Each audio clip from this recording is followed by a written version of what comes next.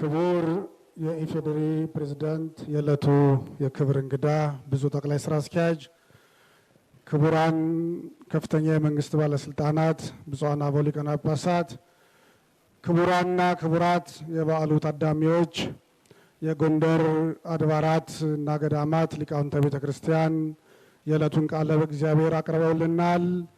ከዚህ በመቀጠል የጎንደር አድባራትና ገዳማት ሰንበት ትምህርት ቤት ተማሪዎች ቦታቸውን እየያዙ ክቡር ሊቀ ሊቃውንት ዕዝራ ሐዲስ በጎንደር መንበረ መንግስት መድኃኔ ዓለም የአራቱ ጉባኤያት ምስክር እና የደብሩ አስተዳዳሪ አሁን የቀረበው ቃለ እግዚአብሔር ለምን እንደቀረበ ምን ማለት እንደሆነ ለምን ቤተክርስቲያን በዚህ መልኩ እንዳቀረበች ማብራሪያ ይሰጡናል። ወደ እሳቸው እንሄዳለን።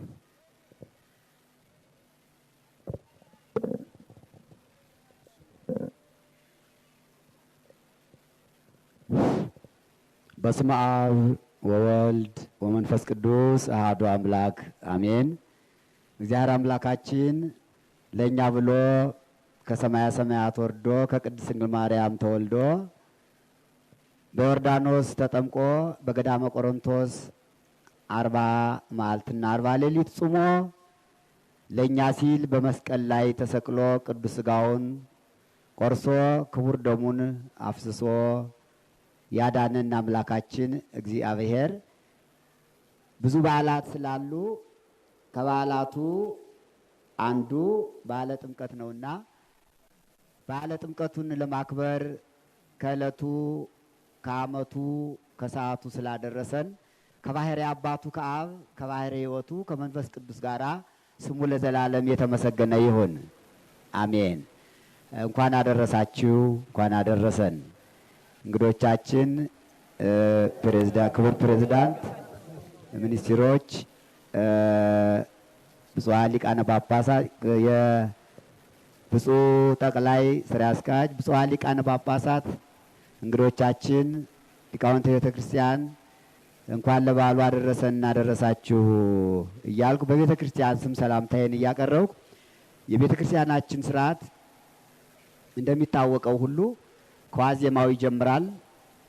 ዋዜማ ሀዳፌ ነፍስ ለጻድቃን የሚል ዋዜማ ቅዱስ ያሬድ በመንፈስ ቅዱስ የተናገረው ስላለ ደወል ተደውሎ ዋዜማው ይቆማል።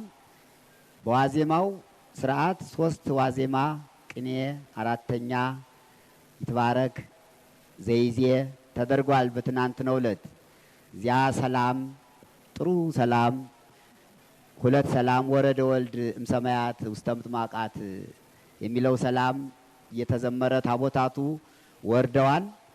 ታቦታቱ ታጅበው ከወረዱ በኋላ እዚህ ታላቅ ቤተ መቅደስ ማህሌት ተቆሞ አድሯል።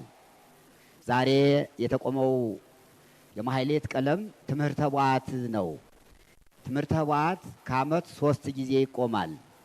አንደኛ የበዓለ ስብከት፣ ሁለተኛ የበዓለ ኖላዊ፣ 3ኛ ዛሬ የበዓለ ጥምቀት የሚቆመው የማህሌት ቀለም ትምህርተ ቡዓት ነው። ትምህርተ ቡዓት ኪዳን ነው። ጌታችን መድኃኒታችን ኢየሱስ ክርስቶስ ያስተማረው ትምህርት ነው። 5ቱ አዕማደ ምስጢር በዚህ በትምህርተ ቡዓት ስለሚጠቃለሉ ተቁሞ አደረ። እዚያ ምልጣን፣ አንገርጋሪ፣ እስመላለም፣ እዝል፣ አቦን፣ ምስባክ፣ ወንጌል፣ ቅዳሴ፣ ስርዓተ ቅዳሴ ይህ ሁሉ በዛሬው ሌሊት ተጠናቋል። በስርዓተ ቤተ ክርስቲያናችን ይህ የውስጥ አገልግሎት ሲሆን የመስቀልና የጥምቀት በዓልን ለየት የሚያደርገው ከቅዳሴ በኋላ በአደባባይ ወይም በአውደ ምሕረት የሚከበር ራሱን የቻለ የበዓል አከባበር ስርዓት አለው። ቅዳሴው ከተቀደሰ በኋላ ጾም ከሆነ ከቅዳሴ በፊት፣ ጾም ካልሆነ ደግሞ እንደዛሬው ከቅዳሴ በኋላ ሊቃውንቱ ሊቃነ ጳጳሳቱ ባሉበት ህዝበ ክርስቲያኑ ባሉበት በዚህ የባህረ ጥምቀት ቦታ ተገኝተን ሁላችን ስርዓተ ቅዳሴ ይደረሳል። ቅድም ስርዓተ ቅዳሴው የታለፈ በቅዳሴው ስለተጠቃለለ ነው። ስርዓተ ቅዳሴው እንደደረሰ ኪዳን ይደረሳል። ከኪዳን ቀጥሎ ወንጌል ምስባክ ይሰበካል። ወንጌል ይነበባል። የሚሰበከው ምስባክ ወይም የተሰበከው ምስባክ ለዕለቱ ተስማሚ የሆነ ከነቢዩ ከዳዊት መዝሙር ሁልጊዜም አይወጣም። ነቢዩ ዳዊት የብሉይ የሐዲስ ምስጢር የተገለጠለት በዓላትን ሁሉ የሚመራ ታላቅ ንጉሠ ነገሥት ነው።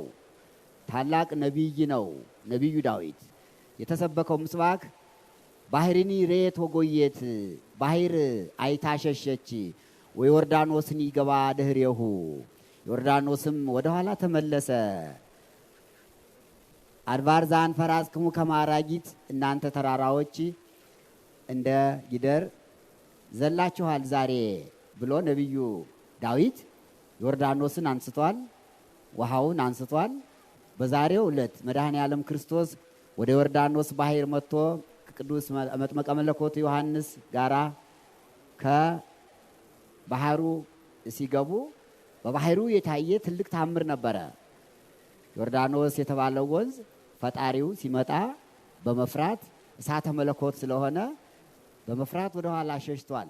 ቀደም ሲልም ታላቁ መስፍን መስፍነ እስራኤል ኢያሱ ወልደ ነዌ እስራኤል ይዞ ወደ ምድረ ርስት ወደ ቅድስት ሀገር ወደ ኢየሩሳሌም በሚሻገርበት ጊዜ ዮርዳኖስ ላይ ሲደርሱ የዮርዳኖስ ወንዝ ታቦቱን የተሸከሙ ካህናት ከባህሩ ዳር እንዳሆኑ እንደዚህ ሲቆሙ ዮርዳኖስ ተከፍሏል፣ አሻግሯቸዋል። ታቦቱንም ዘን የወረድነ ለዚህ ነው። ዛሬ የተጀመረ አይደለም። ሀገራችን ኢትዮጵያ ሁለት ሕግጋትን የተቀበለች ከሌላው ዓለም ለየት ያለች ታላቅ ሀገር ናት። ምክንያቱም የብሉይ ኪዳንና የሐዲስ ኪዳን ስርዓትና ሕግ የሚገኝ በኢትዮጵያ ብቻ ነው። ታቦታትና ጥምቀት እንዴት ተገናኙ? ካህናትና ጳጳሳት፣ ሊቃውንት፣ ምእመናን እንዴት ተገናኙ የሚለውን ታሪክ መጽሐፈ ኢያሱ ወልደ ነዌ ምዕራፍ 3ን ስንመለከት እግዚአብሔር አምላክ ራሱ ታቦቱን የተሸከሙ ካህናት ዮርዳኖስ ሲደርሱ ዮርዳኖስ እንደሚከፈልላቸው ለታላቁ መስፍን ለኢያሱ ነግሮታል። ሕዝቡና ምእመናኑ ከታቦቱ ያላቸው ርቀት 2000 ክንድ እንደሆነ እግዚአብሔር ራሱ ተናግሯል። ታቦቱ ሲታጀም ማለት ነው። ካህናቱ ታቦቱን ተሸክመው ከባህሩ ዳር እንደዚህ ሲደርሱ የዮርዳኖስ ወንዝ ተከፍሎላቸዋል። ያ ታሪክ አለ። ከሌላው ዓለም ለየት ባለመልኩ ኢትዮጵያ ይህንን ታቦት ማውረድ፣ ህዝቡን መሰብሰብ፣ ከወንዝ ዳር እንደዚህ በአደባባይ ማክበር እንዴት ጀመረች ቢባል መጽሐፍ ቅዱሳዊ ስርዓት ነው። መጽሐፈ ኢያሱ ወልደ ነዌ ምዕራፍ 3ን ማንበብ ይገባል። ይቺ ሀገራችን የብሉይ ኪዳንና የሐዲስ ኪዳን ሕግ ጠባቂ ናት፣ መሰረት ናት። የብሉይ ኪዳኑን ስርዓት ይኸው ታቦታቱ ወርደው እዚያ አሉ። ሌላው ዓለም ታቦት የሌለው ዓለም ነው። ብዙ አያወርድም፣ ወደ ባህርም የለውም። ሐዲስ ኪዳንን ብቻ የሚቀበል ነው ብዙ ሀገር በዓለም ውስጥ። ኢትዮጵያ ግን ትልቅ ሀገር ናት። የእግዚአብሔር ሕግ የተጻፈበት ጽላቱን ይኸው እዛ ተቀምጣለች። እዚህ ጽላቱ አክሱም ጽዮን የመጀመሪያው ጽላት አክሱም ጽዮን ነው የመጣ እዚህ ነው ያለ። ባህር በባረኩም እዚሁ ነው ያለ። የኢትዮጵያ ነገስታት በእውነቱ ሄራን ነገስታት ታላላቅ ነገስታት ስለነበሩ ያንን ስርዓት የብሉይ ኪዳንና የሐዲስ ኪዳኑን ሕግ እንዲህ በአደባባይ ባለ መስቀሉንም በአደባባይ ባለ ጥምቀቱንም እንዲህ በአደባባይ እንዲከበር ያደረጉ ነገስታት ናቸው። ሊቃነ ጳጳሳት ፓትርያርኮቻችን ናቸው። የሞቱትን በዕረፍተ ገነት ያሳርፍልን፣ ያሉትን የሚጠብቅልን። ወደ ሐዲሱ ስንመጣ ጌታችን መድኃኒታችን ኢየሱስ ክርስቶስ ወደ ዮርዳኖስ መጥቶ ቅዱስ ዮሐንስ መጥምቀ መለኮትን አጥምቀኝ ብሎ ተጠምቆበታል። ዛሬ ምስባኩ የተሰበከው አሁን የተሰበከው ባህር ሬት ወጎየት ዮርዳኖስን ይገባ ድሬሁ የተባለው ምስባክ ሁለት ምስጢራትን ስለያዘ ነው። አንደኛው የብሉይ ኪዳኑን የነ ኢያሱን፣ ሁለተኛው ጌታችን መድኃኒታችን ኢየሱስ ክርስቶስ በመጣ ጊዜ ባህሩ ስለሸሸ ዮርዳኖስ ሁለት ጊዜ ወደ ኋላ ተመልሷል። አንደኛ በዘመነ መሳፍንት ለነ ኢያሱ፣ ሁለተኛ መድኃኔ ዓለም ክርስቶስ በመጣ ጊዜ። ይህ ነው አሁን የተሰበከው ምስባክ። ምስጢሩ ይህ ነው። ወንጌሉ 4 ወንጌል ተነቧል። የቅዱስ ማቴዎስ ወንጌል፣ የማርቆስ ወንጌል፣ የሉቃስ ወንጌል፣ የዮሐንስ ወንጌል። እነዚህ 4ቱ ወንጌላውያን ወንጌልን የጻፉ አባቶቻችን ናቸው። ዘመናትም የሚለወጡ በዚሁ ነው። ኢትዮጵያ ሀገራችን 4 ዘመናትን ታከብራለች። ዘመነ ማቴዎስን፣ ዘመነ ማርቆስን፣ ዘመነ ሉቃስን፣ ዘመነ ዮሐንስን። አሁን ያለንበት ዘመነ ማርቆስ ነው። እነዚህ 4 ወንጌላውያን የጥምቀትን በዓል ከማክበራችን በፊት 4ቱ ሁሉ ተጠመቀ አሚሃ መጻ ጊዜ ኢየሱስ እምገሊላ ውስተ ዮርዳኖስ ከመ ይጠመቅ በፈለገ ዮሐንስ። ያን ጊዜ ጌታችን መድኃኒታችን ኢየሱስ ክርስቶስ ወደ ዮርዳኖስ መጣ፣ ከገሊላ ተነስቶ በዮሐንስ ልጅ ሊጠመቅ የሚለውን 4ቱ ሁሉ ወንጌላውያን ስለጻፉት አሁን ብፁዓን ሊቃነ ጳጳሳት ክቡር ስራ አስኪያጅ 4ቱ ሊቃነ ጳጳሳት 4ቱ ወንጌል አንበውልናል። በዛ የዘንድሮ በዓላችን በእውነቱ ልዩ ነው። ሊቃነ ጳጳሳቱ፣ ፕሬዝዳንቱ፣ ሚኒስትሮች ሁላችሁም ተገኝታችሁ ሁሉም ስለተከናወነ እግዚአብሔርን እናመሰግናለን። የመጨረሻው ከወንጌሉ ቀጥሎ አቡን ነው። አቡን ማለት ትርጉሙ አባት ማለት ነው። ብፁዓን ሊቃነ ጳጳሳትን አቡን ስንላቸው አባት ማለት ነው። ግዕዝ ነው። አቡነ አባታችን፣ አቡን አባት ማለት ነው። እና ይህ ቀለም አቡን ይባላል። ለምን አቡን ተባለ ቢባል የአብ ምሳሌ ስለሆነ ነው። ታላቁ ሊቅ ኢትዮጵያዊ ሊቅ ቅዱስ ያሬድ ለኢትዮጵያና ለቤተ ክርስቲያን 3 ዜማዎችን እግዚአብሔር ገልጾለት ተናግሯል። አንደኛው የዜማ ስም ግዕዝ ይባላል። ግዕዝ ማለት አንደኛ የመጀመሪያ ማለት ነው። ሁለተኛው የዜማ ስም ደግሞ እዝል ይባላል። እዝል ማለት ሁለተኛ ማለት ነው። ሶስተኛው አራራይ ይባላል። አራራይ አራራት ይባላል። ለየት ያለ ጣዕም ያለው ዜማ ማለት ነው። እና የመጀመሪያው ዜማ እዝል ነው። ዛሬ የተጠመቀ መድኃኔ ዓለም ክርስቶስ ነው። ስለተጠመቀ የዛሬው በዓል እዝል የሚባል ዜማ ያለው ቃል እግዚአብሔር አለ። ሌሊት ተብሏል። የወልድ ምሳሌ እዝሉ ሌሊት ተዘሟል፣ እንዳሁኑ ተጸንጽሏል። አቡኑ ደግሞ ሁለተኛው 2 ዜማ አለው። አሁን የተባለው ዜማ የጎንደር ሊቃውንት አሁን ያሉት 2 ዜማ አለው። የአብና የመንፈስ ቅዱስ ምሳሌ ሃሌሉያ በ5 ሀሌታ ነው የተጀመረ።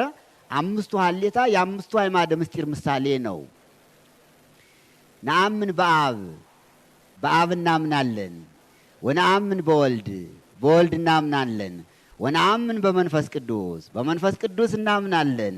እማርያም ዘተወልደ አፍቂሮኪያነ መጽሐቤነ ዘነቢያት ሰበኩለነ። ነቢያት ይወርዳል ይወለዳል ይጠመቃል ብለው የሰበኩልን ከመቤታችን ከቅድስት ድንግል ማርያም የተወለደው እሱ አፍቂሮኪያነ መጽሐቤነ እኛን ወዶ ወደኛ መጣ ይላል ቀለሙ። ቀጥሎ በዮርዳኖስ ተጠምቀ ከመ ይፈጽም ኩሎ ሕግን ሁሉ ይፈጽም ዘንድ በዮርዳኖስ ተጠመቀ። ይህ እናት ይባላል። አቡኑ አባት፣ ቃል እግዚአብሔሩ እናት። እንደገና ደግሞ ምልጣን አለው። በዮርዳኖስ ተጠምቀ ፈጽሞ ሕገ ወአስተርአየ ገሃደ። በዮርዳኖስ ተጠመቀ ሕግን ሁሉ ፈጽሞ አስተርአየ ገሃደ በግልጥ ዛሬ በዮርዳኖስ ታየ፣ ለሁሉ ታየ ይላል። ምልጣን ማለት ለውጥ ማለት ነው። ምልጣን ማለት ለውጥ ማለት ነው። 2 ስልት አለው። አንዱ ዜማውም ዘሩም ይለወጣል። አሁን እዚህ ላይ የዘር ለውጥ እናያለን። ምን ይላል? በዮርዳኖስ ተጠምቀ ይልና ከመ ይፈጽም ኩሎ ሕግ ያለውን ፈጽሞ ሕገ ብሎ ዘሩን ስለለወጠው ምልጣን ይባላል። አንዳንድ ጊዜ ዜማው ለውጦ ዘሩ ያው ይሆናል። አንዳንድ ጊዜ ደግሞ ዘሩ ያው ሆኖ ዜማው ስለሚለውጥ ምልጣን ይባላል። እና አሁን የተባለው አቡን የጌታችን የመድኃኒታችን የኢየሱስ ክርስቶስ ምሳሌው እዝል ነውና የአብ ምሳሌ ስለሆነ ነው። ነአምን በአብ ነአምን በአብ ይሄ ግዕዝ ስለሆነ ዜማው አቡን ይባላል። አባት የአብ ምሳሌ። እንደገና በዮርዳኖስ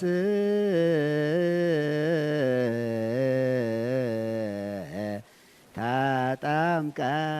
ይህ ደግሞ አራራይ ዜማ የመንፈስ ቅዱስ ምሳሌ ስለሆነ ነአምን በአብ ወነአምን ወልድ ወነአምን በመንፈስ ቅዱስ የሚለው በንባብም በዜማም በምስጢርም ሶስትነትን አንድነትን የሚገልጽ ነው። ቀጣይ የቀራሁን ሰላም ነው። ከዚህ ቀጥሎ ሀዲጎ ተሳው ተሳተ ነገደ የሚለው ሰላም ማጠቃለያ ስለሆነ የጥምቀተ ባህሩ ስርዓት ከተፈጸመ በኋላ ወደ ታቦታቱ ተመልሰን ሂደን ታቦታቱ ከወጡ በኋላ ሰላሙ ይባላል።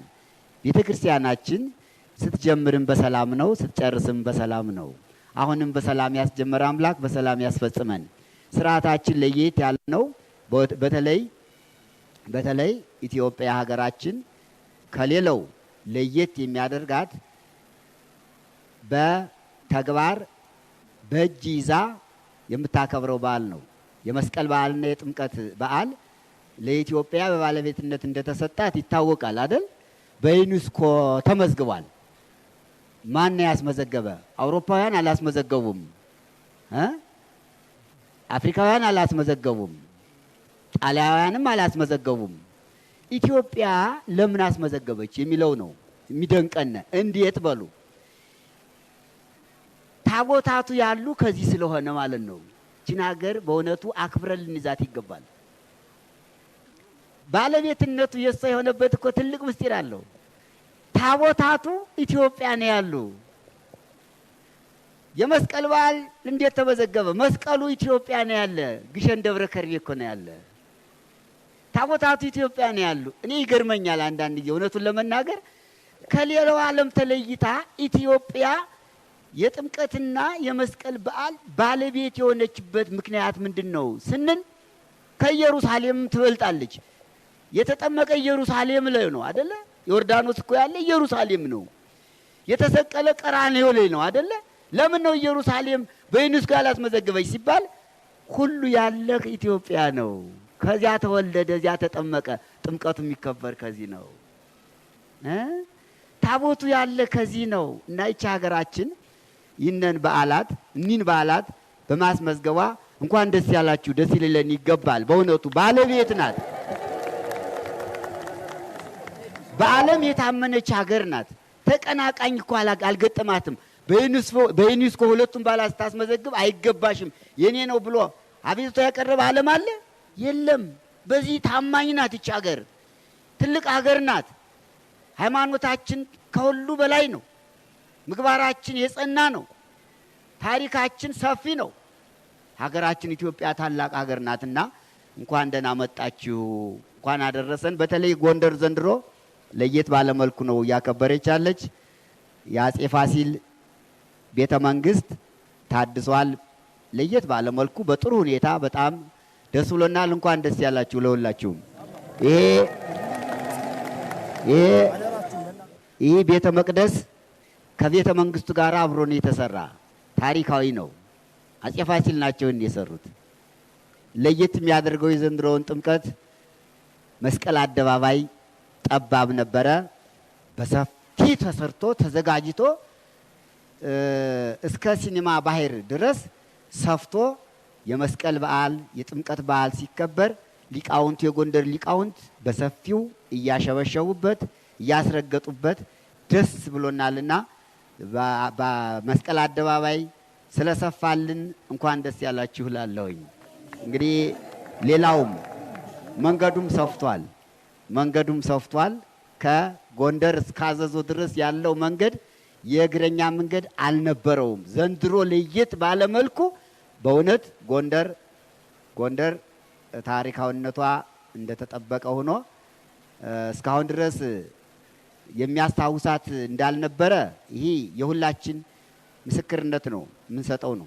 አስታዋሽ አላገኘችም። አፄ ፋሲል በኋላ ጎንደር ምን ጎደለ ምን ሞላ አልተባለችም። ይሄ በሐቅ የምንናገረው ነው። ለይስሙላም አይደለም፣ ለውዳሴ ከንቱም አይደለም። የምናውቀውን እንመሰክራለን።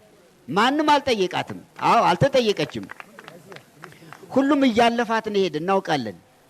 መሳፍንት ዘመነ መሳፍንትም ነበረ፣ አልፈዋት ነው ሄዱ። ዘመነ ነገስታትም አልፈዋት ነው ሄዱ። አሁን ግን ተጎብኝታለች፣ እየተጎበኘች ነው። ጥሩ ናለች። እናትዋ ጎንደር ብለናል። ወስብሐት ለእግዚአብሔር። ይቆየን። ክቡር